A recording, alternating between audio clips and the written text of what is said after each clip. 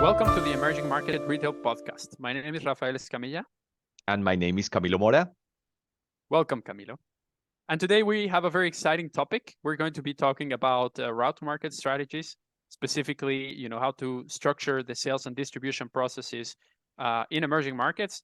And today we're going to be talking to Pedro Urow, who is the VP of Supply Chain for Danone in Mexico, who will be telling us about the different challenges that Danone is facing in this country, which kind of also reflect the reality of other suppliers in other channels. So Camilo, perhaps you can tell us a little bit about the complexities that suppliers face in Mexico. Yes, of course. Thank you, Rafa. So in emerging markets such as Mexico, the landscape, the retailing landscape is dominated by the traditional channel, meaning mom and pop stores, or also known as nanostores. And when companies like the Danone Group are trying to or are serving these customers, and historically they have operated with 3 different brands and companies separately, like silos, and now they're trying to merge those in order to get efficiencies. Now, with these strategic decisions, now the challenge is how these decisions affect the operation. So we are talking about complexities in terms of the frequency of visits. So if I used to operate with 3 different brands, 3 different sales agents visiting these stores, now I am doing it with just 1 visit, or the remaining, or still the 3 visits. Thinking of 1 visit per week per company. Also, in terms of the ordering, if the idea is to continue with the face-to-face interactions between the agents and the shopkeepers, or if they are gonna implement technologies in order to facilitate this ordering. Also, we have challenges in the infrastructure in terms of parking spaces, right? Because these type of companies waste a lot of time trying to park their vehicles, their freight vehicles, to conduct the operation. This is very time consuming, among others. So I think that the discussion with Pedro is going to be very interesting in order to have a better understanding of how these type of companies are adapting, their let's say strategies and their operations in order to have significant gains, not just in efficiencies, but also in terms of reduction of carbon emissions. Absolutely. So in the end, we hope to learn about the strategic decisions that Danone is making. And so I propose that we go straight to the main source. So let's go and talk to Pedro Urow, our expert, who is the VP of Supply Chain in Danone, Mexico. Yeah, let's have the discussion with the expert. All right.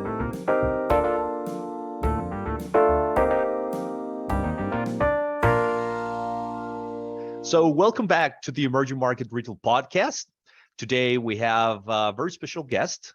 He's Pedro Urow, the VP of Supply Chain of Danone in Mexico. Welcome, Pedro. Thank you. Thank you guys for having me.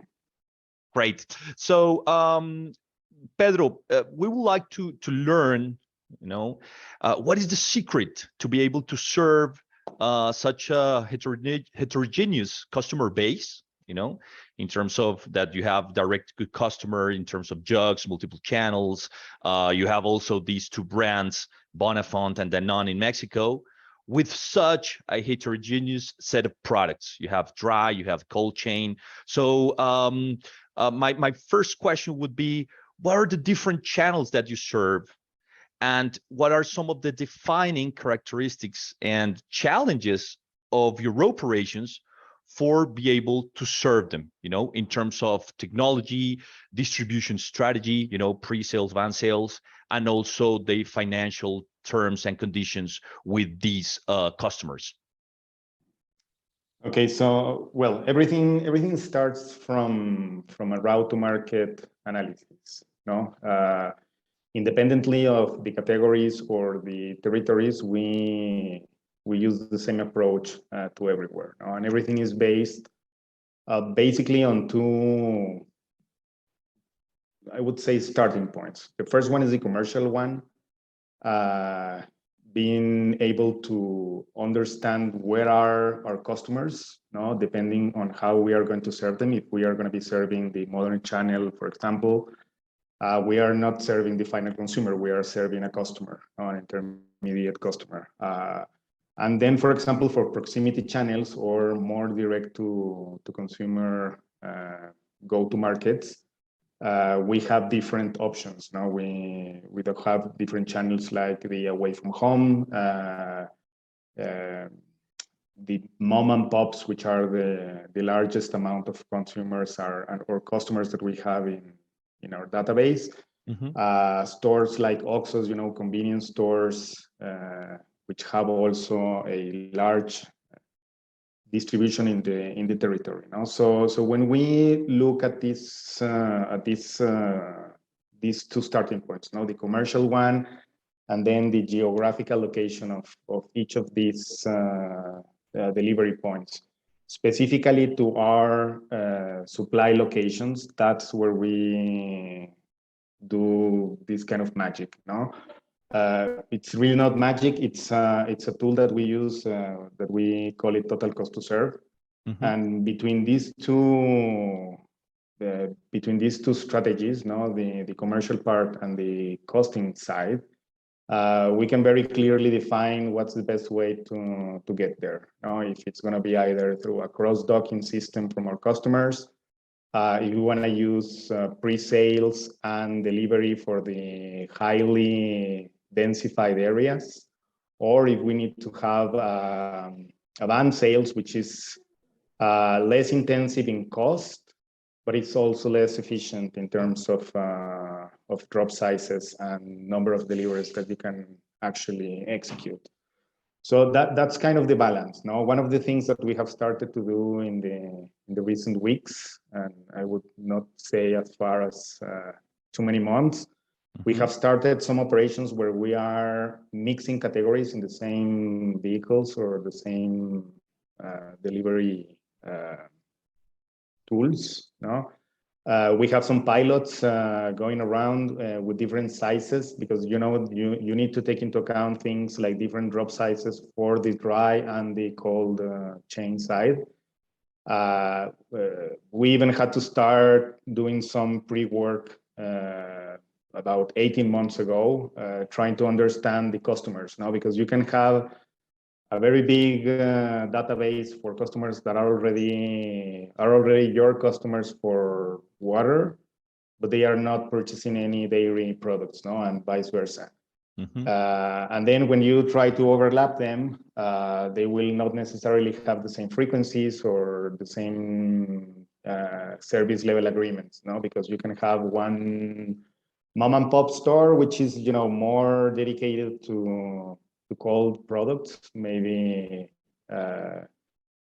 processed meats or dairy products, and then just a small part of water or beverages even, and you can have the opposite. You can have a big outlet, which is more like a snack and beverage kind of outlet, which you can offer them the dairy products and put a small refrigerator there, because mm-hmm. for dairy, that's not an option. In beverages, you can have or not a cold device, to have your products, but in dairy, that's not an option. So you can imagine that the first stage was actually doing this balancing between the two databases, and now we have started our first distribution center, which is fully converted into multi-category delivery.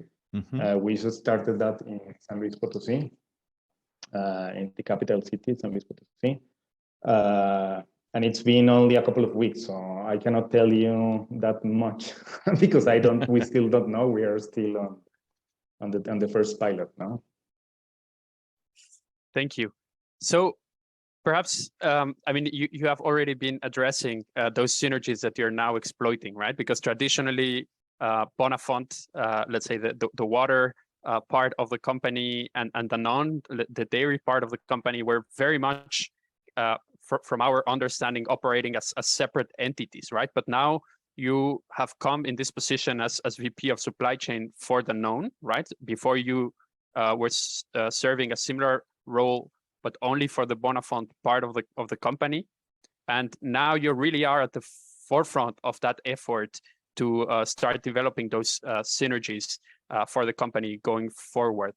And I mean, you have already told us a little bit about how those pilots are going, but perhaps you can tell us a bit more about that, right? So you were already talking a little bit about the data. And there, my question is, how do you combine this data that were perhaps even kept separately and administered by different people, or was that already centralized before? Perhaps you can tell us a bit more about that. No, as you mentioned, you know, the three units, the three business units that operated under Danone in Mexico were absolutely separated. No? So we had the jugs operation on one side, beverages, personal sizes for beverages on another side, and then dairy all by itself. No, cold chain dairy is 100% full cold chain, and you know, jugs and beverages is dry. Those are dry chains with the huge difference in logistics. No, jugs cannot travel more than 100 kilometers because if you go more than 100 kilometers, it doesn't pay out. And bottles, you should not be traveling more than 1,000 kilometers in the worst case, but you have more flexibility than you have in jugs. No.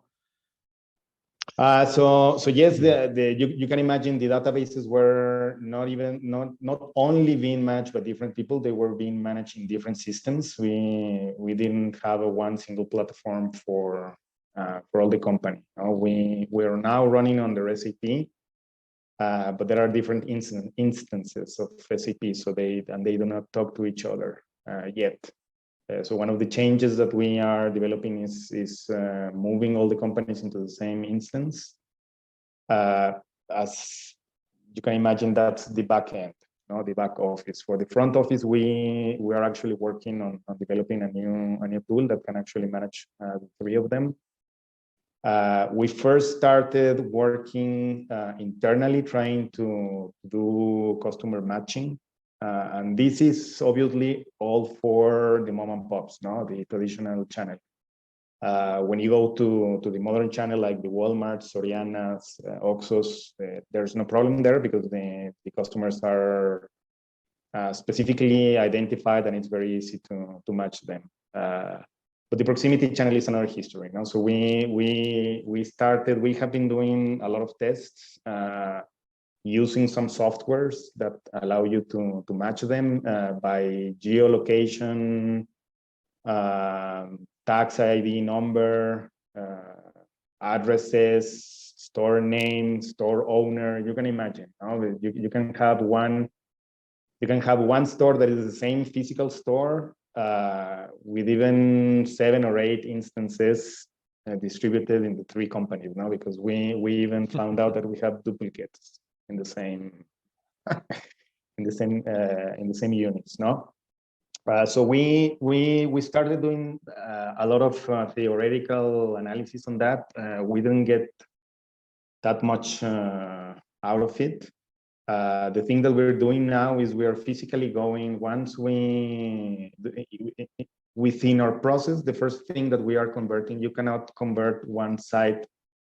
It's not like a big bang. You cannot go and if you already have 3 operations in, let's say, San Luis Potosí, and you want to convert it to one single operation, you cannot go and do a big bang. You first have to start with the pre-selling operations. So that's the first part that we converted. So we use the same pre-selling people to do kind of a census to validate on a single platform what the customers of that specific routes are. And then we move from there on. Next thing, we need to find a place where we can put the 3 operations together. It needs to be a specific layout so that we can actually operate both chains. In primary distribution, there's no sense of sending a truck that has both categories. That's not where the synergies come from. Most of the synergies come from organization, being able to manage one customer as a single offer being able to manage a single, loyalty program.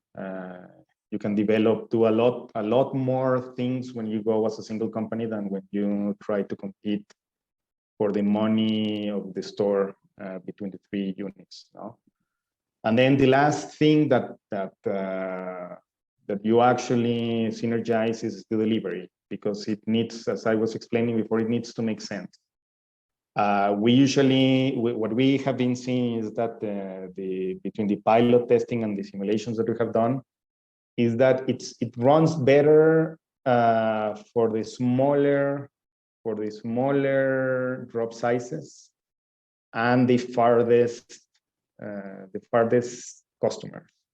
So if you need to go very far to sell a small amount, it makes sense going together, because you can actually, like rural areas, for example, right? Exactly, and you can divide all the fixed costs between the different categories, as of having 3 trucks going, driving 50 kilometers to do separate crops. We are also trying to understand where it makes sense on the much denser parts. But for example, places like Mexico City, which is extremely high density, it doesn't make sense. You lose more time trying to deliver and trying to modify everything into the same truck rather than doing specialized deliveries. Mm-hmm. Okay. That is super. Can I just ask a follow-up? Sure, yeah. Because I was kind of puzzled by something that you said, Pedro. You talked about competing for the money with the different brands, and I can already imagine what you mean by that. Because in the end, the payment from the stores is being done with cash, I would guess, in most of the cases. Mostly. And now you are going with basically two separate companies, so you're getting kind of 2 shots at getting that cash, right? Whereas if you integrate that and you only go there once, that means you only have a single shot at getting that cash, right?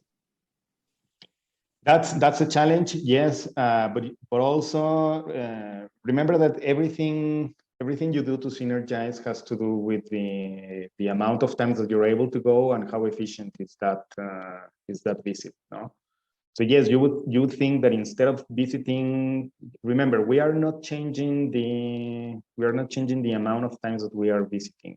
The thing is that instead of being, for example, imagine that you have one customer called Abarrotes Juan. No, in a week they would receive a visit from dairy, one for jugs and one for beverages. No, and you would only have one chance per category to get the money out of the. It's not stealing, but it's taking advantage of the cash available in the store. These stores, they run on cash flow. They survive on cash flow. No, even they need to sell some of their inventory to be able to purchase new one. No, so you need to be there when that money is available to be able to sell your products. No, so instead of having three pre-sellers visiting once each per week, now you go as one company and you have 3 times, you have the same 3 visits, but as a single company, we offering 3 categories. So you get a chance you get 2 more chances to sell the other categories that you would only have had one chance in the previous system. So you're still going the same number of times, but you're doing it in a more efficient way. And you're letting your customer, you're offering your customer your full portfolio in every single visit instead of just one single portfolio per visit. Yeah, very interesting, this topic, because I don't know, my intuition was that by combining this, you're going to impact the frequency of visits, right? So, and you are mentioning that this is not the case, that you are still visiting the stores the same times. Do you think, or do you envision in the future reducing the frequency of visits to these stores to make operations more efficient? Yes, that's a great question, because that's part of the continuous improvement process that we usually do. Even when you have a single category, the amount of times, the amount of the frequency that you do, that you adjust your visits, or the adjustments to the service level agreement, which include frequency is one of the items included in that agreement. That's something that we are continuously revising. No, we even have different strategies. You can have the same territory, and within a specific territory, you have different clusters of stores, no, or customers. No, it's not the same. We have the golden ones, and then we have the silvers and the bronze. No, you don't have the same service level agreement for all of them. So you can actually iterate, you can adjust, you can visit more frequently the golden ones, and then less frequent the bronzes. Or you can actually change the way you are serving these guys, and you don't specifically need to have someone visit them all of the times. You can actually do remote order taking. Can be via WhatsApp or any other platform that you can connect to our system, so that not necessarily you need to go to all the customers on all the occasions. No, so yes, answer specifically to your question. Yes, we do expect that we will eventually reduce the number of frequency, because that's the most important asset that we have. So the trucks. Our trucks, at least, they usually, they are, the restriction is on the amount of time and the amount of visits that they can do in a day, rather than the amount of product that we can load into them. Got it. So frequency is the most important, I would say, is the most important variable that we need to improve. Sure. And I have a follow-up question regarding the road to market, let's say, procedure or process. You mentioned that everything starts with the commercial side, right? So now that you are operating as a group, this first approach in the onboarding process has changed, and now you are presenting yourselves as a group, and you are like combining those terms and agreements for that customer in one. Plus, for instance, if you are providing to the proximity channel that are the nanostores, if you're providing a fridge, that fridge is also for the products of the group as well. As well, we are the service level, that's one of the most important sources of extra volume. No? Specifically for the dairy business, because we do have a lot of fridges for water out there, which you can optimize. You can, it's not extremely easy, but it's relatively easy to convert the fridge to have a specific amount of the volume dedicated to dairy. So those are customers that maybe they didn't have any infrastructure to be able to manage dairy products that can now do it. So we are also converting. We are designing the new ones, obviously, but what's already in the market, all the assets that we already have in the market, we are converting them also to multi-categories, so that we can manage both categories and actually increase the number of customers that are purchasing the three categories. Well, this is a very insightful discussion. Pedro, I wanted to ask, I know that you have been very involved in testing out innovations in managing the public space. And I know actually Camilo has also been doing work in that sphere to create more efficient distribution processes for CPG manufacturers in Mexico, which in the end can lead to better outcomes for everyone, right? So consumers experience less traffic, companies do their operations faster, and the shopkeepers, well, they get the deliveries in a more reliable way. So perhaps you can tell us a bit about these efforts and where you see this, developing in the future. Yes, for sure. This, usually when you think when you come from outside and you start to think in the delivery process, the first thing that comes to your mind is, okay, I need to stop at every single customer that I visit, right? And that's not true. You actually have to route to parking spaces, places where you can actually park the vehicle, and then from that parking spot, you do the supply, buy food, or any operation that you need to do. So all these new initiatives that we've been doing with Camilo and other parties are actually these, specifically for places where you have the high congested areas. That's where it's more difficult to find the parking space, And if you are in the delivery business, then if you need to stop you need to find a place to park, and then you will stop traffic, or you may be able to receive a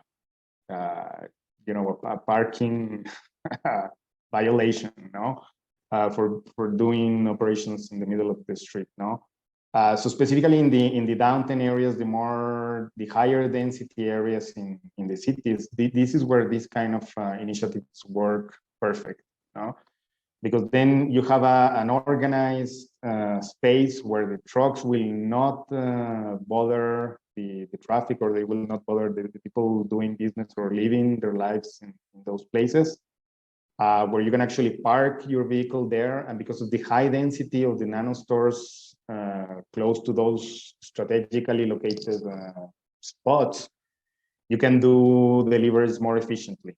So it's you can actually go from maybe one driver to including 2 helpers. You have a higher number crew in your truck, but you will be able to make maybe 30 or 40% more deliveries from one single truck, rather to having one person finding a parking spot. They can lose a lot of time just trying to find a way where to park now. So this is where most of the benefit comes from. Great. For our audience, Pedro is referring, or in this case, when he said like this project with Camilo, he's referring to the Easy Parking project that we piloted last year in Zapopan in the state of Jalisco in Mexico. And we are about to deploy it also in Guadalajara and in Lima in Peru. These are pilot tests, where we are trying to, see what are the benefits, or estimate the benefits of these loading and unloading areas exclusive for freight vehicles. That's great, Pedro, and thanks, by the way, for being so involved and so committed, in these projects that, as Rafa mentioned, have benefits not only just for companies but for shopkeepers and also for society, as a whole. This is super interesting. So I'm also curious what you are doing in terms of digital ordering channels. You already mentioned, the use of WhatsApp and other technologies. So perhaps you can tell us a little bit more about those efforts and sort of how coordinated they are directly from the corporate offices, right? Because we know, or we have the intuition that this may already be happening at scale directly, let's say, from the sales reps directly with the shopkeepers, but is this really being coordinated centrally?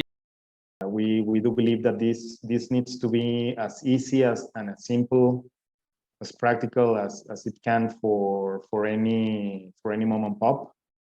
We do believe that placing orders in an application like WhatsApp, it helps you eliminate barriers, because you don't have to develop your own app. You don't have to ask the store owner to download your app. And also, Coca-Cola is going to have theirs, Bimbo is going to have theirs, Presales is going to have theirs. So, that's when the people in the store starts being discouraged, using too many apps. But if all of us can connect through WhatsApp, then that's a real benefit, because you only have one way of communication, and it's a simple bot that you can program and interface with your delivery system. Our systems already have the flexibility to be able to receive orders online. So that's something that we can accommodate. One of the things that we are still working on is the rerouting, because most of our operations are done via pre-sale the day before and delivery the next day. So we are still working on the best way to do deliveries on the same day. Very good. So with that, Pedro, we would like to thank you for this comprehensive interview. We have discussed plenty of things. And well, good luck with this multi-category project. Again, thank you very much for your time, and stay in touch. Thank you guys for having me. It was a pleasure, and keep in touch, please. Okay, bye-bye. Thank you, Pedro. Bye.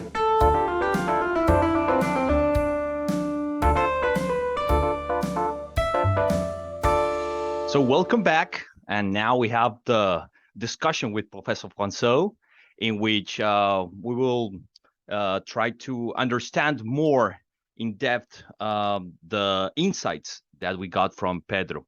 So, Professor, how are you? Very good, very good. How are you, Camilo, Rafa? Doing great. Yeah? Yeah, Professor. It's always nice to hear Pedro talk, right? He's so insightful, experienced, and yes, it was really great to hear him. Yeah, actually, well, now that you mentioned the thing that he shares, he was talking about, some route to market strategies, how they are trying to leverage their capabilities in Mexico and to, now work as a group, right? Because they were working as separate companies. And well, in this case, I know, Rafa knows, that you and other researchers or their colleagues have conducted research on different route to market strategies in emerging markets. So what do you think are some of the key trade-offs and associated implications that managers in emerging markets need to be aware of for different channels? Yes, good point. Lots of things to say about this, right? So I would say in general, if we talk about the traditional channel, so nanostores, the main traditional trade-off that has been faced is whether to go direct or not. Right? Going direct implies that both in terms of sales and in terms of delivery, as a supplier, I take responsibility for reaching the store. And this brings advantages, as our research shows. Particularly, I think there are two key advantages to realize if you go direct. One is that because you visit the stores directly, you are able to push sales much more. And this is driven by the fact that because you as a supplier, you have a larger margin, you can also put in more effort to actually realize those sales.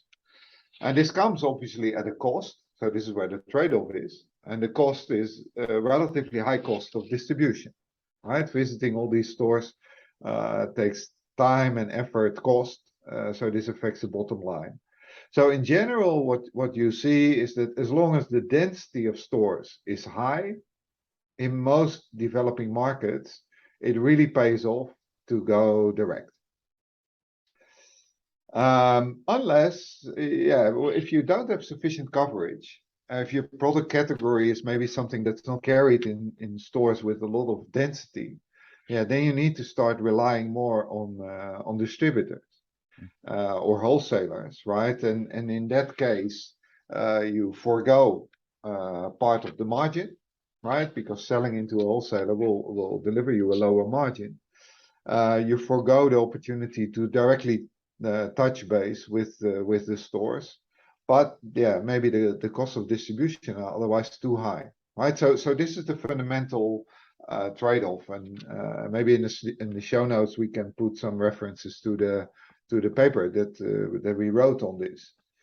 Now, where I think a lot of let's say managers of CPG companies that don't have an in-depth understanding of the markets in the developing world sort of underestimate the complexity is in the modern channel. So if you go in the modern channel, so in the supermarkets, still a remarkable number of these modern channel stores in developing countries, they also serve direct. Right, so here in Europe, this is very uncommon. I would say a few product classes, if any, the stores are served direct, and almost everything is into a cross dock or a distribution center of the retailer. This is still much less common there. So you really need to understand the situation on the ground to understand your opportunities there. And if you serve into a distribution center, as some may do for some product categories, typically this comes at a huge pressure on margins, and maybe still quite some high operational costs, because the efficiencies of handling the incoming trucks at these centers are typically very low. I've been in Uruguay, Mexico, and China in a number of these centers. And waiting times of 3, 4, 5 hours, they're not uncommon, right? And think of in 3, 4, 5 hours, I probably could serve maybe 50 nanostores in this. Well, maybe not 50, maybe 30 in that time, right? So I think that's where the trade-off needs to be made. Now, if you allow me, I think where there is currently sort of a big, I don't know if this is yet a shakeup, but at least I would say the landscape is changing with digitization, right? So with digitization, there's quite a few things happening. So one is, I could, for instance, start taking orders digitally. This allows me then to still go direct, but not incur the cost of sending the sales agent out. There are quite a few, I would say, startups in particular, but also a number of large brands. Think of Fanta Coca-Cola or AB InBev that have been running, deploying these type of systems. Some more, some less successful. I would say the jury is still out in terms of the long-term implication and implementations of this, right? Successful. I would say I'm not aware yet of any implementation of digital ordering where sales visits or other types of manual processes have been completely eliminated. I think also still there's insufficient understanding to what extent this will actually impact also the ordering and the sales process. The other thing is digitization on delivery. Right, and if you digitize on delivery, for instance, I go to electronic payments, I go to creating much more transparency in all of the activities that are happening on delivery, I can also increase efficiency there. This would actually drive to go more direct, right? So I think that the thinking in terms of when we move more digital, do we actually move to a situation where we go more indirect in terms of route to market, or more direct? I don't know. I think both could happen, and we're still learning in a sense. So, Professor, you're now transitioning a bit into a topic that we also wanted to discuss, and that I think Pedro brought in, I think, a fantastic example with the distribution of mixed categories in a single vehicle that Danone is now undergoing. And indeed, as you mentioned, you see that more and more large consumer packaged goods manufacturers are moving into a scheme where they are integrating more categories into their commercial offering in order to maximize the return on the very expensive last mile operations that these companies traditionally have, particularly when serving the traditional market. So in Danone's case, those synergies kind of exist naturally because of the product portfolio that they have, but they're also very challenging to realize because of the underlying differences in the products and how these need to be handled. So what advice would you provide for Danone and other companies to leverage these synergies within their operations, within, let's say, massively increasing the operational complexity? Yeah. So again, so the trade-offs I think are complex, right? And I think a number came up also in the interview with Pedro Urow. Because they relate also to a number of design decisions in your route to market. In particular, I would say the overall assortment size that you're offering and the frequency of visiting the stores, right? So normally you would think, well, if I start consolidating categories, essentially I can increase drop size, and hence that reduces the cost per product in my route, right? But doing that, if I increase my drop size, this also implies that the shopkeeper somehow needs to be able to afford placing a larger order. Right, so doing that, essentially what our research shows is doing that without some way of providing also credit, so paying for this could be quite painful.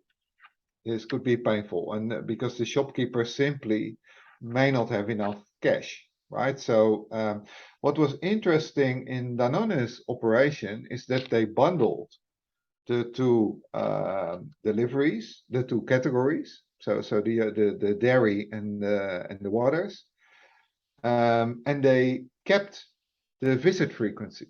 So in essence, the store was visited more times, right? So I think this overcomes this issue, and the justification that they provided was also interesting. I don't know whether you noticed this in the conversation, but what Pedro said, well, essentially we don't max out on the capacity of the vehicle. Now, this is very common. I think in many delivery routes, you see it that the vehicle capacity is not the constraint.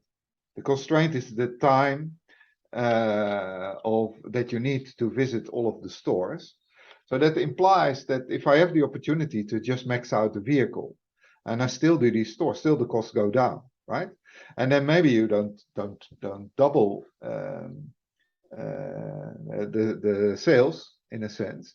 But I can expect, Pedro didn't disclose any data, but I would expect that actually there could be actually a very interesting business case in this perspective. Because suppose you're then able to maybe increase sales just by increasing effectively on a per SKU basis the visit frequency. Actually, this would increase sales. Some of our studies suggest this could be multiple tens of percentage points. Well, that could actually quickly drive further the business case. So I'm maxing out on the vehicle and I'm increasing sales because effectively from a consumer perspective, from a shopkeeper perspective, I'm increasing the visit frequency. Probably later on, this will start to be optimized a bit more, maybe reducing a bit in some places, etc.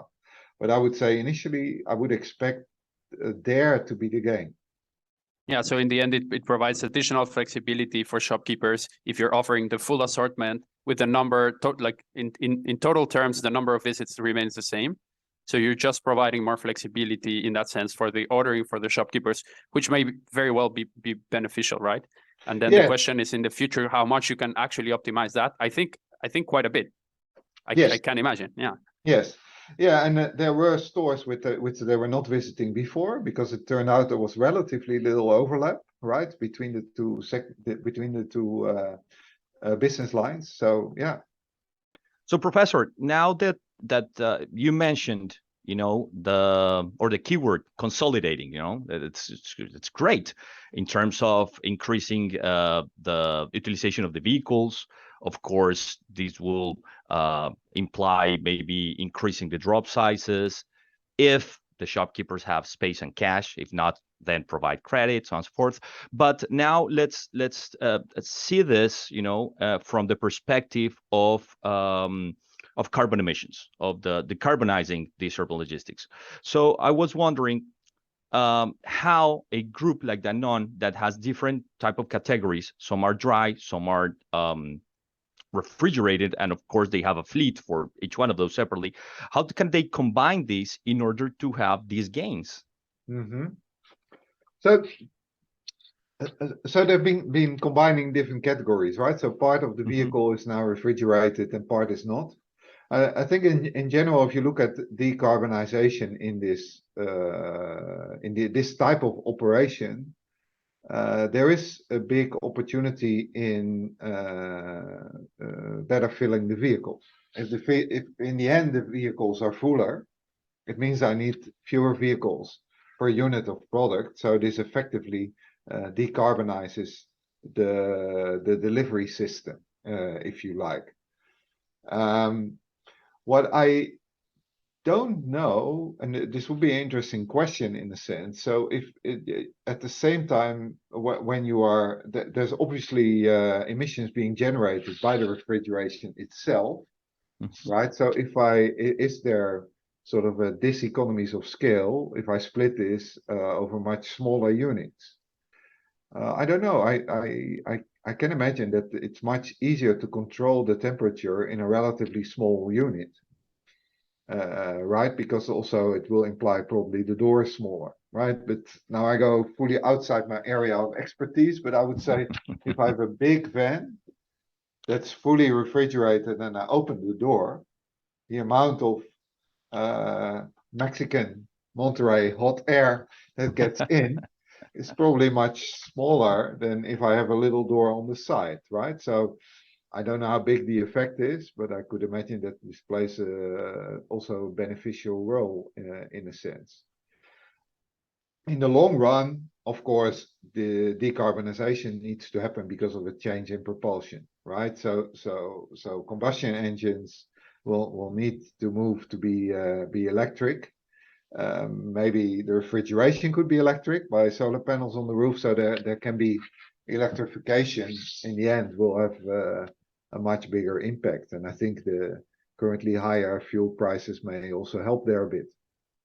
And some companies have been quite innovative in investing in their own electric fleet, right? So Bimbo in Mexico, I know, has built their own fleet, in a sense, electric fleet.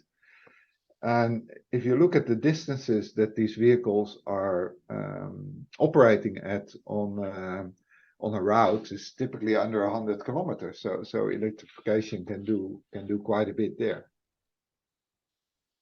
All right. Well, thank you very much, Professor. I think with that, we're going to wrap up the episode. And thank you everyone for listening. Thanks, guys. See you next time.